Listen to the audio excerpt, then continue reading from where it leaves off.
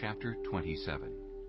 When Isaac was old, and his eyes were so weak that he could no longer see, he called for Esau his older son, and said to him, "My son." "Here I am," he answered. Isaac said, "I am now an old man, and don't know the day of my death.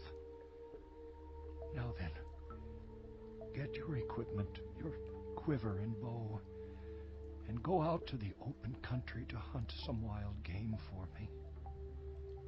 Prepare me the kind of tasty food I like, and bring it to me to eat, so that I may give you my blessing before I die." Now Rebekah was listening as Isaac spoke to his son Esau. When Esau left for the open country to hunt game and bring it back, Rebekah said to her son Jacob, "Look, I overheard your father say to your brother Esau, 'Bring me some game and prepare me some tasty food to eat, so that I may give you my blessing in the presence of the Lord before I die.' Now, my son, listen carefully and do what I tell you. Go out to the flock and bring me 2 choice young goats, so I can prepare some tasty food for your father, just the way he likes it. Then take it to your father to eat, so that he may give you his blessing before he dies." Jacob said to Rebekah his mother, "But my brother Esau is a hairy man, while I have smooth skin. What if my father touches me? I would appear to be tricking him, and would bring down a curse on myself rather than a blessing." His mother said to him, "My son, let the curse fall on me. Just do what I say. Go and get them for me." So he went and got them and brought them to his mother, and she prepared some tasty food just the way his father liked it. Then Rebekah took the best clothes of Esau, her older son, which she had in the house, and put them on her younger son Jacob. She also covered his hands and the smooth part of his neck with the goat skins. Then she handed to her son Jacob the tasty food and the bread she had made. He went to his father and said, "My father?" "Yes, my son." he answered. "Who is it?" Jacob said to his father, "I am Esau, your firstborn. I have done as you told me. Please sit up and eat some of my game, so that you may give me your blessing." Isaac asked his son, "How did you find it so quickly, my son?" "The Lord your God gave me success." he replied.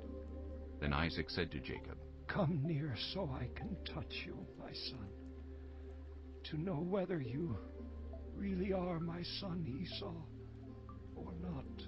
Jacob went close to his father Isaac, who touched him and said, "The voice is the voice of Jacob, but the hands are the hands of Esau."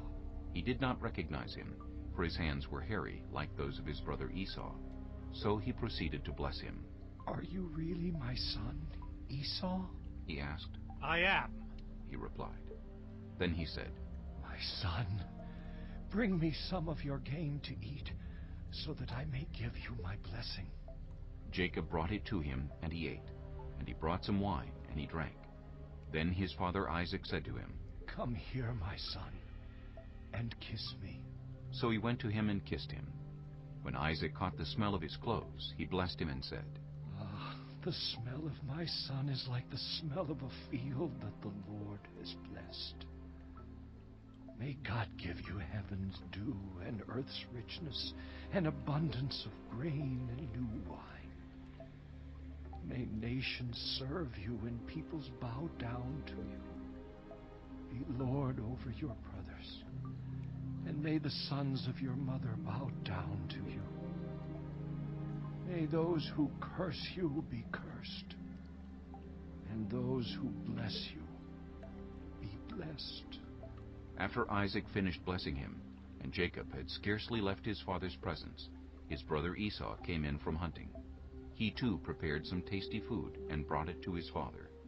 Then he said to him, "My father, please sit up and eat some of my game, so that you may give me your blessing." His father Isaac asked him, "Who are you?" "I am your son, he answered. your firstborn, Esau." Isaac trembled violently and said, "Who was it then that hunted game and brought it to me? I ate it just before you came, and I blessed him. And indeed he will be blessed." When Esau heard his father's words, he burst out with a loud and bitter cry and said to his father, "Bless me! Me too, my father!" But he said, Your brother came deceitfully and took your blessing. Esau said, "Isn't he rightly named Jacob? This is the second time he has taken advantage of me.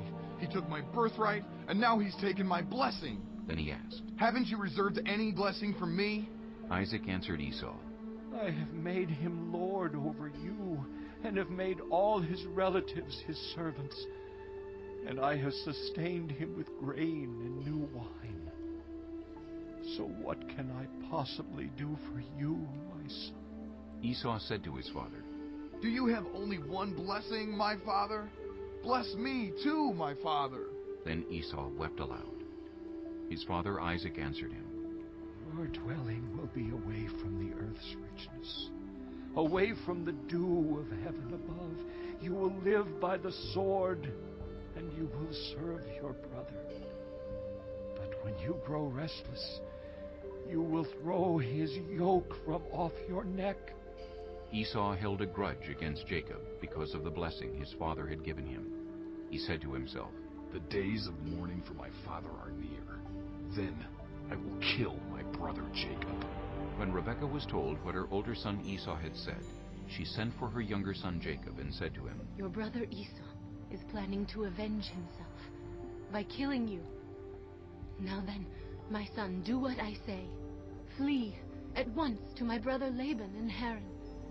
Stay with him for a while until your brother's fury subsides. When your brother is no longer angry with you and forgets what you did to him, I'll send word for you to come back from there. Why should I lose both of you in one day? Then Rebekah said to Isaac, I'm disgusted with living because of these Hittite women. If Jacob takes a wife from among the women of this land, from Hittite women like these, my life will not be worth living. Chapter 28. So Isaac called for Jacob and blessed him. Then he commanded him, Do not marry a Canaanite woman. Go at once to Paddan Aram, to the house of your mother's father Bethuel. Take a wife for yourself there, from among the daughters of Laban, your mother's brother. May God Almighty bless you, and make you fruitful and increase your numbers until you become a community of peoples.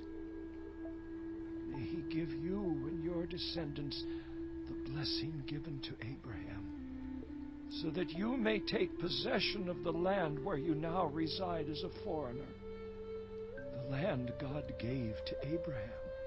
Then Isaac sent Jacob on his way, and he went to Paddan Aram, to Laban, son of Bethuel the Aramean, the brother of Rebekah, who was the mother of Jacob and Esau. Now Esau learned that Isaac had blessed Jacob, and had sent him to Paddan Aram to take a wife from there, and that when he blessed him he commanded him, Do not marry a Canaanite woman, and that Jacob had obeyed his father and mother, and had gone to Paddan Aram.